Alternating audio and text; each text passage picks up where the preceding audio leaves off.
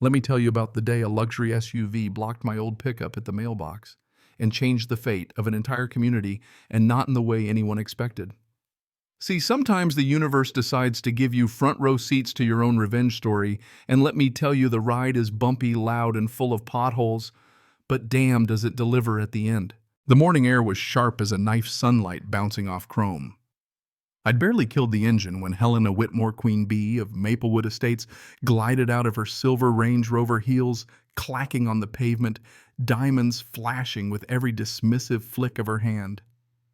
She didn't bother with hello, just a cold look at my battered Ford and a tight smile that said I'd already failed her test. "Could you move this project truck?" she asked, sweet as antifreeze, waving a violation sticker like it was an invitation to the country club. Maybe park it at the trailer park down the road. Every word was a jab. She pressed that orange sticker on my window with the sort of authority you don't get from money alone. It takes a certain kind of cruelty. I barely looked up, just clutching the envelope from Morrison Estate Legal Affairs, the name bold as brass on the return address. For a split second, something in Helena's eyes flickered. She wasn't as bulletproof as she led on. She knew that name, maybe even feared it. I didn't say much, just muttered, "This land looks so familiar."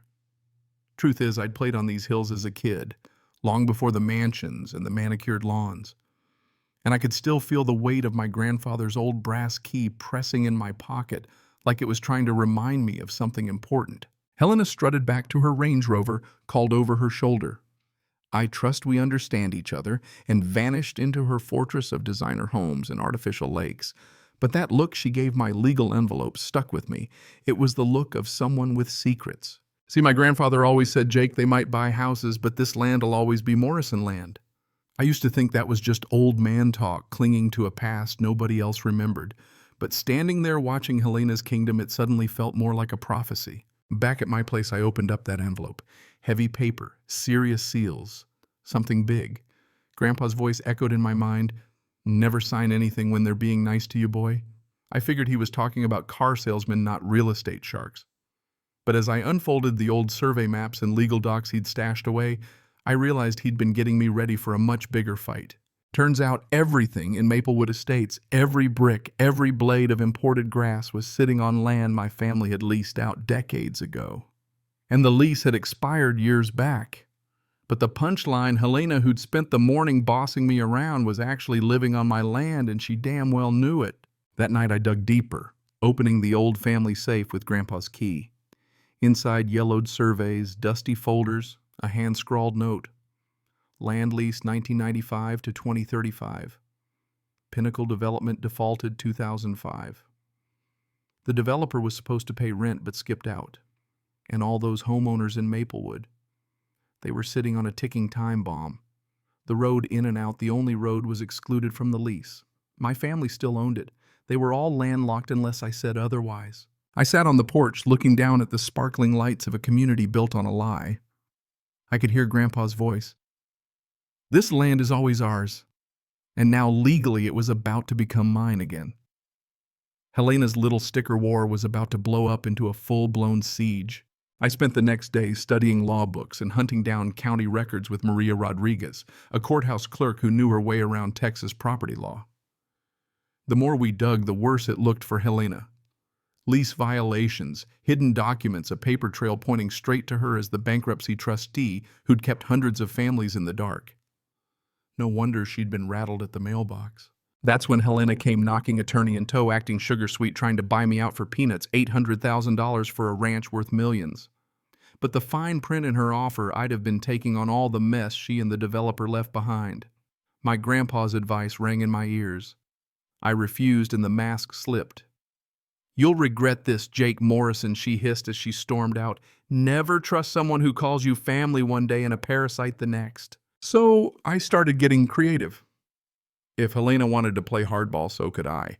I put the word out, "What's a private access road worth when it's the only way in or out of $1 million subdivision?"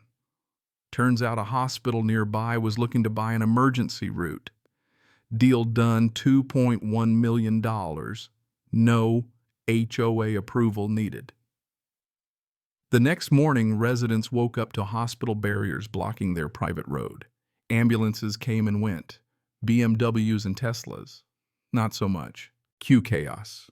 TV helicopters, hovered news vans rolled in, and suddenly, Helena couldn't bluff her way past a security guard, let alone the cameras. Residents started asking hard questions about what they actually owned. Social media exploded, and people dug into county records on their phones, finding out they'd been living on leased land, not owning a damn thing. When the truth finally came out publicly with me projecting lease documents, and Helena's own voice on tape admitting the fraud, the whole room lost it. Neighbors who'd paid their life savings for ownership found out it was all a mirage. Margaret Foster, a teacher, broke down in tears. David Kim, a doctor, shook with anger. The trust was shattered. Then came the cops. Helena Whitmore, arrested for fraud on live TV, was led out in handcuffs while the community she'd ruled for 2 decades watched in shock and fury. I offered the homeowners a real deal, buy the land for real this time, on fair terms. Most said yes. Some walked away. The kingdom of Maplewood rebuilt itself on truth instead of lies, and people waved at me from their front yards like neighbors again, not enemies. 6 months later, I'd set up the Morrison Truth Foundation, using the profits to help other families caught in similar scams across the country.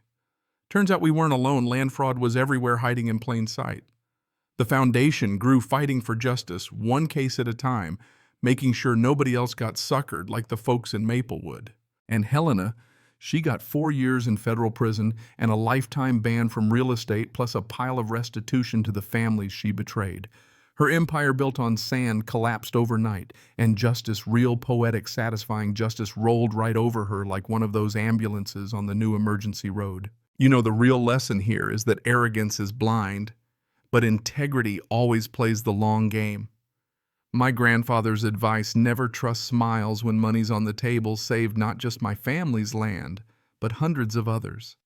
Turns out sometimes karma doesn't just knock. Sometimes it changes the locks, reroutes the traffic, and leaves the con artist stuck on the wrong side of the gate. So let me ask you, if you found out everything you'd worked for was built on a lie, would you go to war for the truth, even if it meant blowing up the comfortable illusion? Where's the line between fighting for what's yours and forgiving those who were fooled, not just the ones who did the fooling? Drop your thoughts below. Was justice served? Did I go too far or not far enough? And if you've ever tangled with an HOA, a fraudster, or just plain greed, let's hear your story. Because trust me, every community's got a secret, and sometimes the best revenge is shining a light until there's nowhere left to hide.